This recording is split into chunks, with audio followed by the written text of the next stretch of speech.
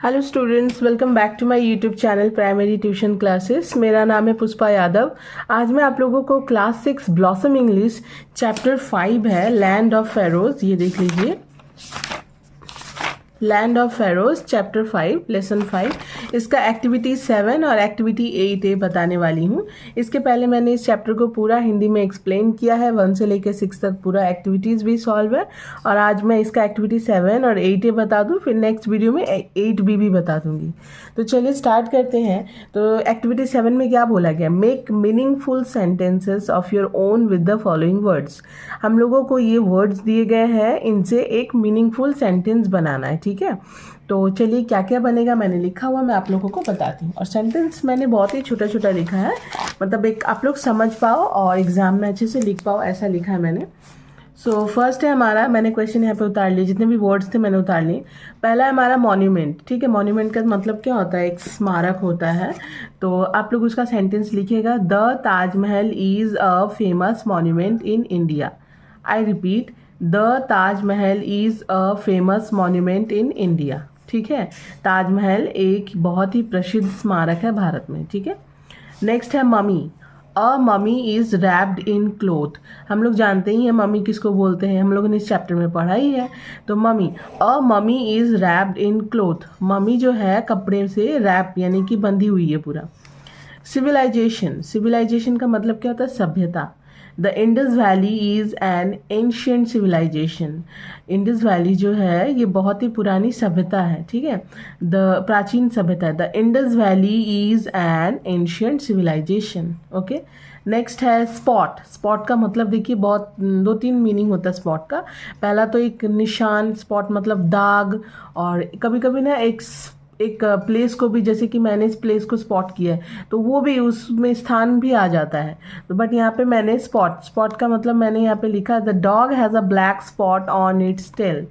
मतलब कुत्ते के टेल में यानी कि पूंछ में एक ब्लैक स्पॉट है, एक ब्लैक दाग है, काला रंग का दाग है।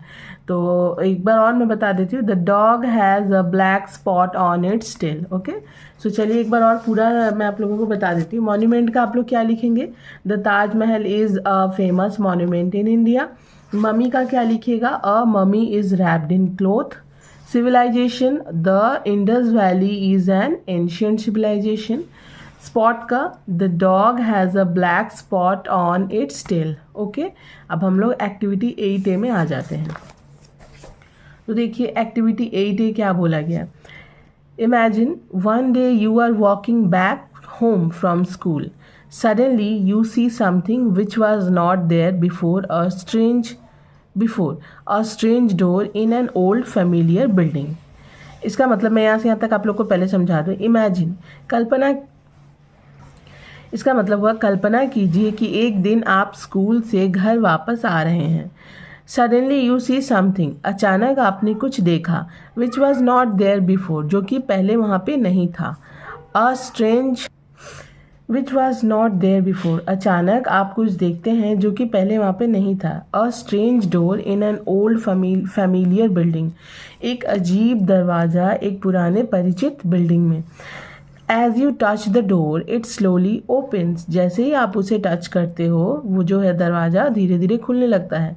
Inviting you to a different world, और आपको एक दूसरी दुनिया में जाने का इन्वाइट यानी कि आमंत्रित करता है आपको एक दूसरी दुनिया में ले जाने के लिए। राइट इन मतलब एक अलग ही संसार है वहाँ पे, ऐसा वो मैं आप लोगों को अभी जब लिखूंगी तो बताऊंगी। Write in about 60 words a paragraph on your sudden visit to such a strange place using the following hints. इसके ऊपर आप लोगों को 60 वर्ड्स में एक पैराग्राफ लिखना है कि आपको अचानक ही एक अजीब सी जगह घूमकर, विजिट मीन्स घूमना, उस जगह पर जाकर घूमकर आपको कैसा लगा। And using the following hints, इस हिंट्स के थ्रू हम लोगों को लिख के बताना है। तो हिंट्स क्या है? Name of the place, place का नेम देना होगा। डिस्क्रिप्शन ऑफ द प्लेस, यानी कि उस प्लेस को थोड़ा सा डिस्क्राइब करना होगा, विस्तृत करना होगा।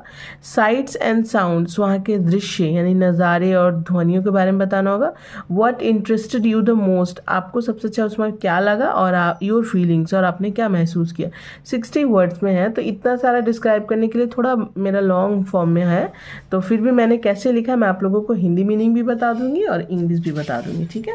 तो चलिए स्टार्ट करते हैं। मैंने लिखा हुआ मैं आप लोगों को दिखाती हूँ। यहाँ पे ये देखिए, तो सबसे पहले हम लोगों को यहाँ पे इस तरह से लिख लेना है।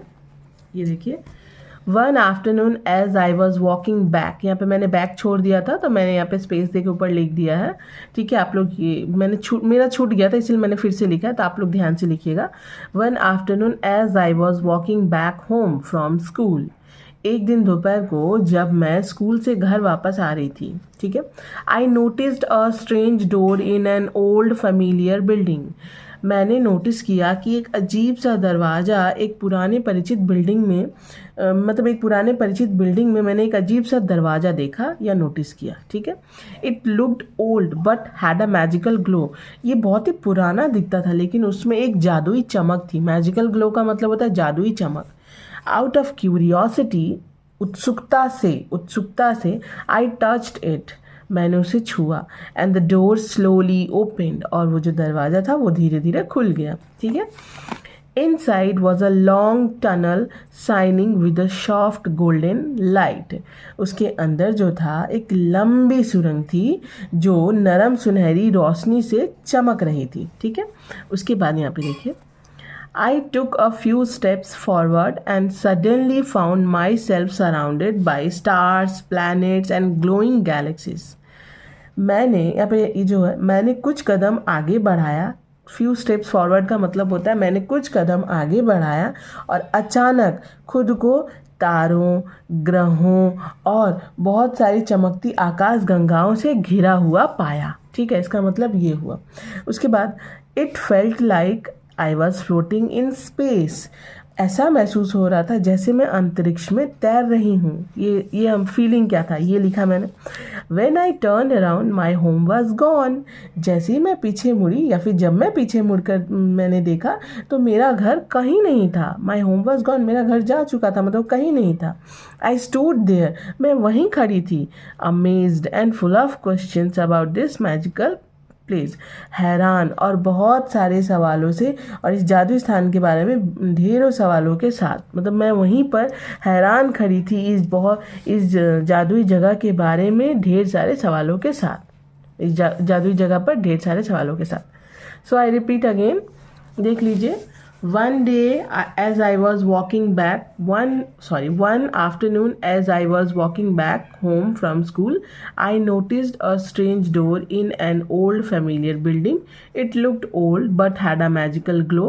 Out of curiosity, I touched it and the door slowly opened. Inside was a long tunnel shining with a soft golden light.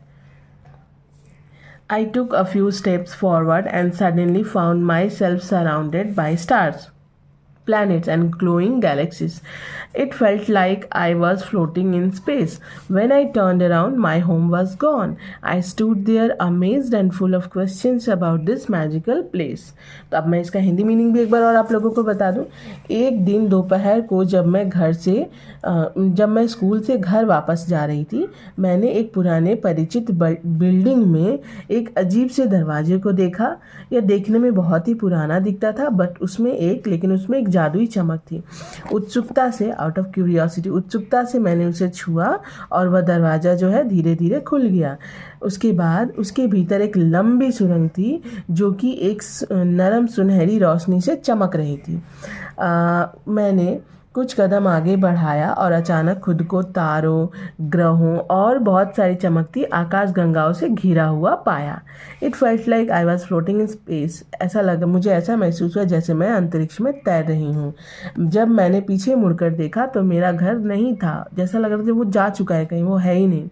मैं वहीं खड़ी थी हैरान और ढेर सारे सवालों के साथ इस जादुई जगह पर मैं वहीं खड़ी थी हैरान, और इस जादुई जगह के बारे में उसको बहुत सारे सवाल थे कि ये मैं कहाँ आ गई हूँ, कैसा प्लेस है, बहुत अच्छा लग रहा है, ऐसा कहाँ है, मतलब ये हुआ। ठीक है। तो ये हो गया मेरा एक्टिविटी 8 है, जो कि 60 वर्ड्स में तो मेरा मतलब नहीं हो रहा था, तो इसीलिए मैंने थोड़ा सा इसको लॉन्ग किया। बट ऐसा अगर आप लोग डिस्क्राइब करना था ना, ऐसे लिखोगे ना, तो आप लोग को फुल मार्क्स मिलेंगे। ठीक है, तो चलिए आज की वीडियो में बस इतना ही। नेक्स्ट वीडियो में मैं 8B भी लेकर आऊँगी।